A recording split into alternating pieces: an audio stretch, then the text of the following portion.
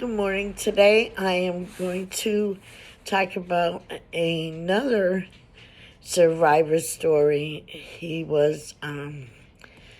wrote this and spoke to people about this very shortly after the Titanic arrived in New York. His name was Lawrence Beasley, and he was a student. He had gone to Cambridge University, and he was on his way home to his home in Kentucky. Now, he was the only man from Kentucky on the Titanic at that time.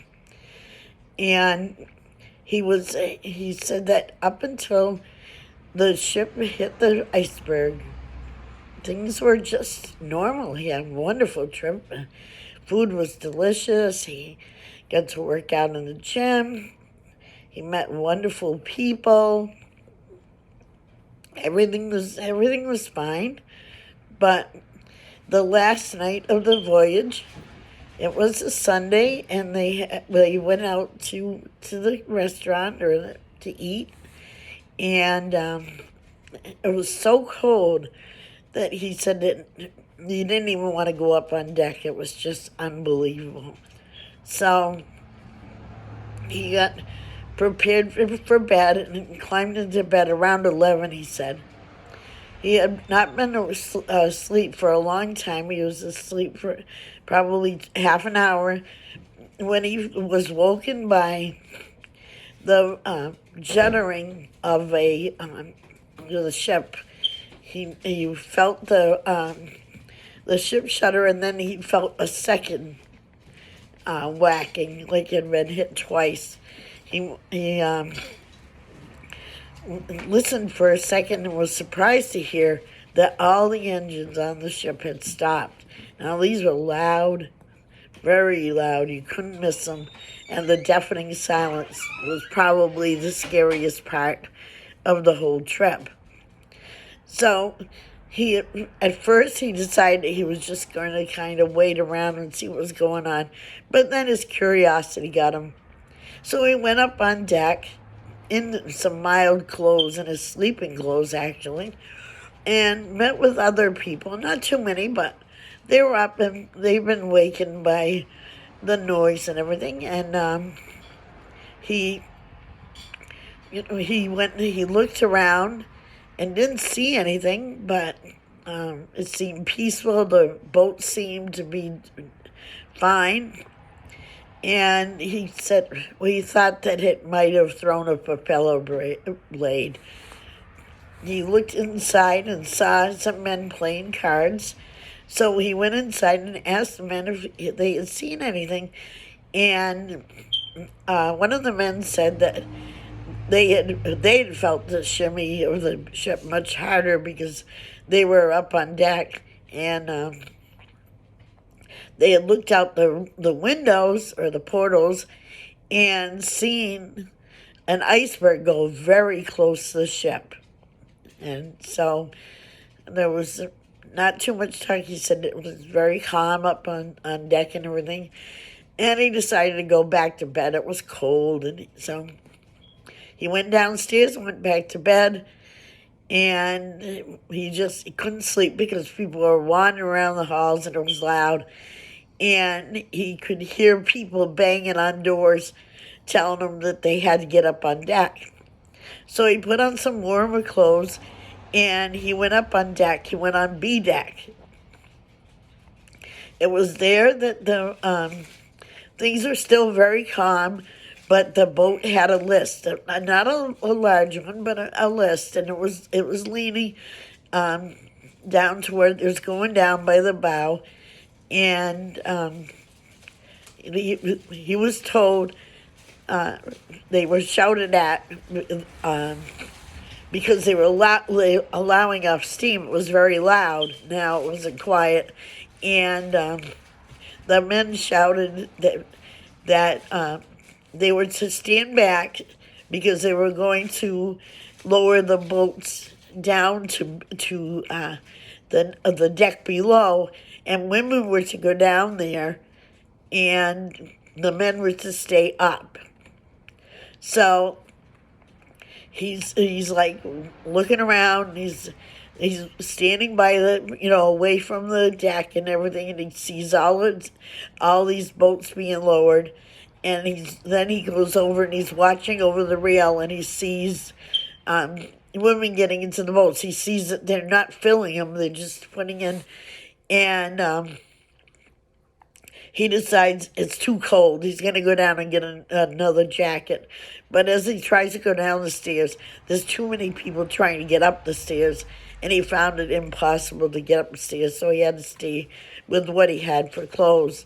He was up on deck, and he heard the gentleman yell, "Any more women? Any more ladies and children? Any more?" And they didn't get a response, so he said, "Well, I'm up here," and the guy says, "Well, you're gonna have to jump." So he jumped from the deck he was on down to the boat and got a seat.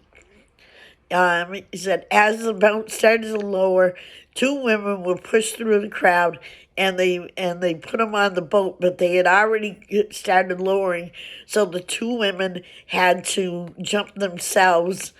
And when they looked around, they didn't have anybody that was a seaman. They were just like a misconglomeration of people, and it was a stoker and another man that worked there, but no seaman.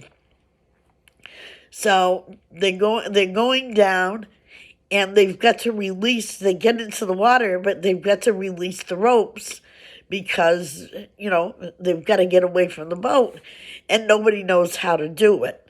So they're like, they're trying to figure out, and they're looking and they're looking, and all of a sudden they realize another boat is coming down, and it's coming down on their head, and it's coming down fast. So they're screaming, "Move, move, stop, stop, stop the boat, stop." And he's like, and they're trying to get the rope separated so they can get out and get away from this boat. And their boat was so close that Mr. Beasley could touch the bottom of the other boat. It was coming down.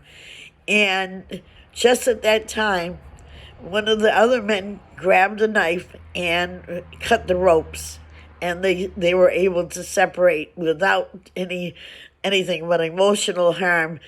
And as they pulled away, they were told to go around the side to the ladder deck and wait for instructions. But as soon as they got in the water, they could see that the boat was in serious danger. And she was leaning very badly, and she was going down.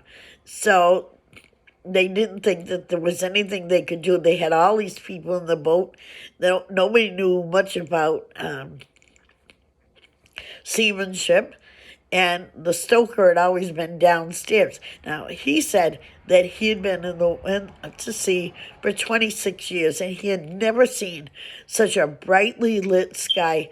The sky was brightly lit. The sea was calm. It was just a beautiful night. But all these boats were out, and they were just kind of hanging around, hoping that somebody was going to come and save them. There was still word that a ship called the Carpathia was on its way, and they were told that it was going to be a few hours. So they were not sure what was going on. The next thing that he remembers is looking up and seeing people running. They're running back and forth, and he saw a dog running back and forth across the deck. And then he heard about 2:00. He heard what he thought was an inner explosion or so, and then he said the ship started going down real fast, and it was just, to his horror, he sees all these people in there. They're jumping into the water. The water's icing, and all they have are life belts. And these are men, children, animals. It was just terrible. He's watching them as they jump off the ship, and they're watching as the ship like he said, it stood vertically, and then slowly it just kind of bobbed around for like 4 or 5 minutes, and slowly went into the sea. He said at some point he thought that the ship may have split in half. He was never sure, but people said that they saw that it had split. We all know that as now it had. He then spent the next few hours trying to stay together with other lifeboats, and hovering with the people. There were some people that didn't even have a jacket on. They were giving like their muffs, hats, all the things. The man that was in charge of the boat, the stoker, was in nothing but a t-shirt. It was terrible. He then, when they were finally picked up by the Carpathia early in the morning, and long after all the people had stopped screaming, he said they screamed for at least a half an hour. He said it sounded like the roar of a crowd at a baseball game, or at a game, and he got on the Carpathia, and he was one of the survivors.